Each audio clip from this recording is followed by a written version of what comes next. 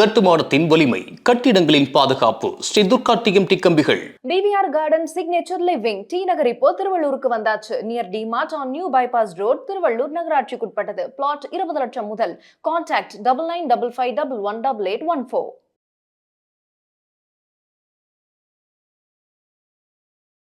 News cafe நேயர்களுக்கு கோவை விஸ்வநாதனின் அன்பான வணக்கங்கள். பங்குச்சந்தை கடந்த 2025 ஆண்டுகளில் ஏற்ற இறக்கங்கள், ஒரு வாலட்டிலிட்டி கொடுத்துக்கிட்டு இருக்குது. முதலீட்டாளர்களுக்கு சரியான ஒரு லாபத்தையும் கொடுக்கவில்லை. அதே நேரத்தில் index oriented features and options, technical மற்றும் அடிப்படை ஆராய்ச்சி செய்தவர்களுக்கு ஓரளவுக்கு பலனை கொடுத்தது என்பது ஒரு பக்கம். இன்னொரு பக்கம் பார்த்திங்கனாக்கா செக்டார் வைஸ் பார்த்திங்கனாக்கா ஐடி செக்டார், இந்த சிமெண்ட் செக்டார், இது மாதிரியான செக்டார்ஸ் எல்லாம் பார்த்திங்கனாக்கா பெரிய அளவில் முன்னேற்றத்தை கொடுக்கல. ஐடி செக்டார் இறக்கிறதுக்கு காரணம் என்ன அப்படின்னு பார்த்திங்கனாக்கா உங்களுக்கு global uncertainties and US tariffs மற்றும் டாலருடைய ப்ரைஸ் அண்ட் நம்மளுடைய ருப்பீஸினுடைய அப்ஸ் அண்ட் டவுன்ஸ், இது எல்லாத்துக்கும் தெரிஞ்சது. ஓகே, பங்குச்சந்தை முதலீடாகட்டும் வர்த்தகமாக இருக்கட்டும் ஏற்ற இறக்கங்கள் கொண்டுள்ள காரணத்தினால முதலீட்டாளர்கள் ரிஸ்க்கு தெரியாமல் முதலீடு அல்லது தொழில்நுட்ப சாராம்சம் முழுமையாக தெரியாமல் வர்த்தகம் மேற்கொள்வது தங்களது முதலீட்டுக்கு பாதுகாப்பானதாக அல்ல. ரிஸ்க் பற்றி தெரியாத பட்சத்தில் சந்தையை விட்டு சற்று தள்ளி இருப்பது இந்த காலகட்டத்திற்கு உகந்ததாக இருக்கும். இல்லை சார், நான் ஸ்விங் ட்ரேட் பண்ணுறேன், இன்ட்ராடே ட்ரேட் பண்ணுறேன் அப்படின்னா சப்ஜெக்ட் யுவர் ரிஸ்க் ரிவார்டை ஃபிக்ஸ் பண்ணிக்கணும். கண்டிப்பாக ஸ்டாப் லாஸ் வச்சு செய்வது என்பது தான் உங்களுடைய கேபிட்டல் எரோஷனை தவிர்க்கிறதுக்கான ஒரு வாய்ப்புகளாக இருக்கும். பொதுவாகவே கடந்த சில மாதங்களாக பங்குச்சந்தை என்பது அதிக அளவில் ஏற்ற இறக்கம் இல்லைன்னு நம்ம சொல்லியிருக்கோம். இதுக்கு காரணம் என்னங்கிறது உங்களுக்கு பல்வேறு காரணங்கள், குளோபல் அன்சர்டனிட்டிஸ் என்று நம்ம லோக்கலினுடைய சப்ளை இது மாதிரி இருக்குது. நடந்து முடிந்த காலாண்டு முடிவுகள் எதிர்பார்த்த அளவு சில துறைகளில் கிடைக்கல அப்படிங்கிறது ஒரு நிதர்சனமான உண்மை. ஓகே, கடந்த 2025 ஆரம்பத்திலேருந்தே இதே நிலை தான் தொடர்ந்து நீடித்து கொண்டிருக்கிறது. இது இப்படியே எத்தனை நாளைக்கு தொடரும் அப்படிங்கிறது சற்று கேள்விக்குறியான நிலையில் தான் நம்ம இப்போ இருக்கோம். நிஃப்டி இண்டெக்ஸு ஓராண்டு அடிப்படையில் பார்த்திங்கனாக்கா 5.4% தான் பலன் கொடுத்துருக்கு. ஆனால் சில தனிப்பட்ட பங்குகள் 30%, 40% லாபத்தையும் கொடுத்துருக்கு. ரெண்டுமே இருக்குது. Index oriented, index heavy weight ஸ்டாக்ஸ்ன்னு சொல்கிறோம் பார்த்தீங்களா, அது அடிப்படையில் தான் இண்டெக்ஸு.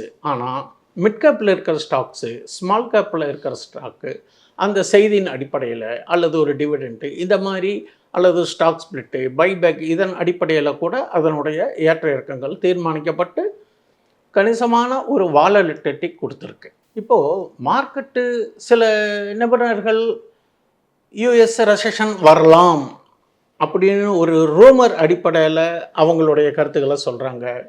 இன்னொரு சில நபர்கள், genius, YouTube well versed persons, அவங்க என்ன சொல்கிறாங்க, இல்லை இது உச்சத்தை தாண்டி போகிறதுக்கான வாய்ப்புகள் இருக்குது. இது அவரவர்களுடைய சொந்த கருத்து மற்றும் பகுப்பாய்வு எதிர்பார்த்தனுடைய எண்ணத்தில் சொல்வதாக இருந்தாலும் முடிவெடுப்பது என்பது நாம் தானே. கடந்த காலத்தில் பார்த்திங்கன்னா பெரிய மார்க்கெட் கிராஷெல்லாம் வந்திருக்கு. அதுக்கு ஒரு சின்ன டேட்டா தரேன். 1929 ஸ்டாக் மார்க்கெட்டு கிராஷ்டு பை 89%. 1973 பார்த்திங்கனாக்கா 48% சரிவடைஞ்சிருக்கு. அதே 1987 பார்த்திங்கனாக்கா 34% பங்குச்சந்தை கிராஷ் ஆகிருக்கு. 2000 பார்த்திங்கன்னா stock market crash 49%. 2008 stock market crash பார்த்திங்கனாக்கா 55%. 2020 ஸ்டாக் மார்க்கெட் கிராஷ்டு 34%. இதெல்லாம் இறங்கியிருக்கு. ஒவ்வொரு இறக்கத்தையும் முதலீட்டாளர்களாக இருந்தால் அதை ஒரு வாங்கும் வாய்ப்பாக கருதி முதலீடு செய்வதற்கு வழியை காட்டியிருக்கு. இறங்கிட்டே இருக்குது, மறுபடியும் ஏறலையா அப்படின்னா திரும்பி அதே மாதிரி இறங்கின வேகத்திலேயே ஒவ்வொரு முறையும் ஆல் டைம் ஹையை டச் பண்ணி மறுபடியும் கொஞ்சம் வாலட்டிலிட்டி தான் இருந்திருக்குங்கிறது நம்மளுடைய டேட்டா சொல்கிறது.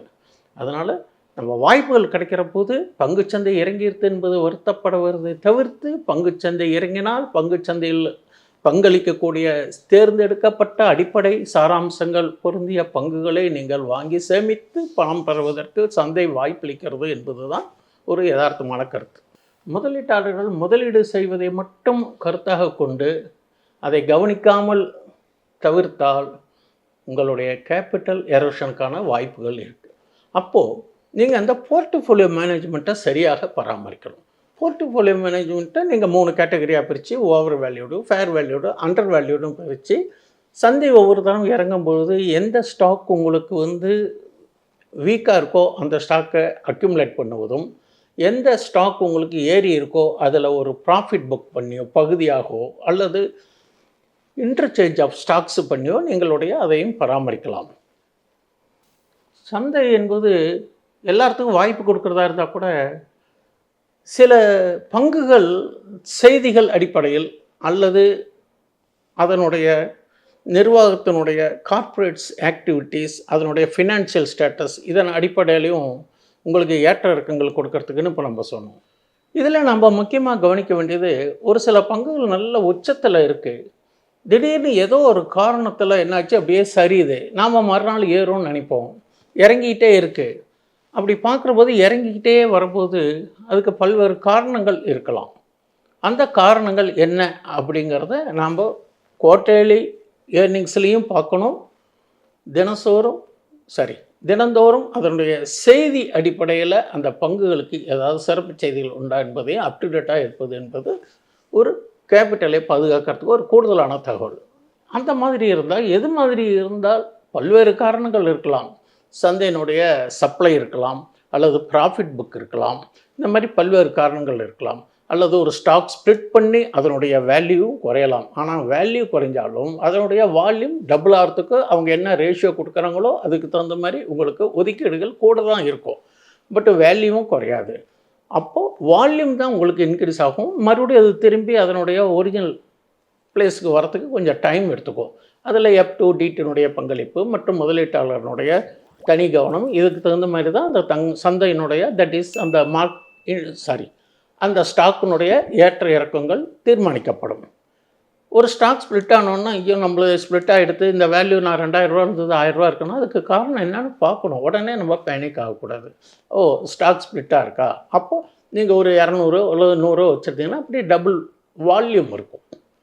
அப்போ உங்கள் கேபிட்டல் குறைஞ்சிருக்க சான்சஸ் கிடையாது. அப்போ ஒரு இறங்க திரும்பி என்ன ஆகும், அந்த லாகின் பீரியடுன்னு வச்சுருப்பாங்க, உங்களுக்கு ஒதுக்கீடுலாம் தான் நீங்கள் அதில் வர்த்தகம் செய்ய முடியும்.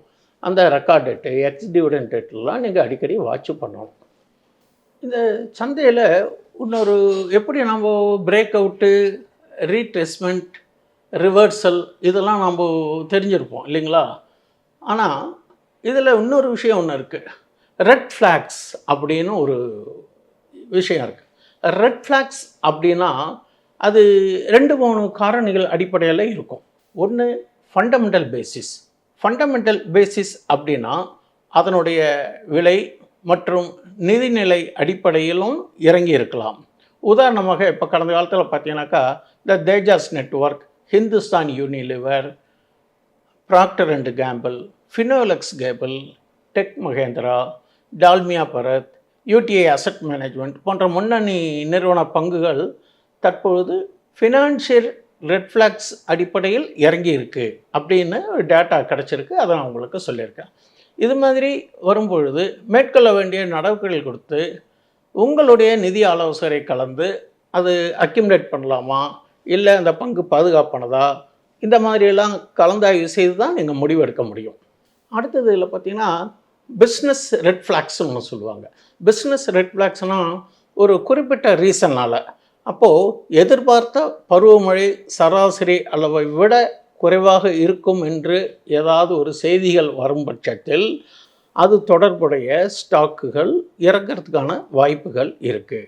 இப்போது சமீபமாக ஆஸ் பர் டேட்டா பார்த்தீங்கன்னாக்கா ஐடிசி, சம்பல் ஃபெர்டிலைசர்ஸ், கோல்கேட் பாமாலிவ், விஎஸ்டி டில்லர்ஸ், இது மாதிரியான நிறுவன பங்குகள்லாம் சரிந்து வர்த்தகமாகிக் கொண்டு இருக்கிறது.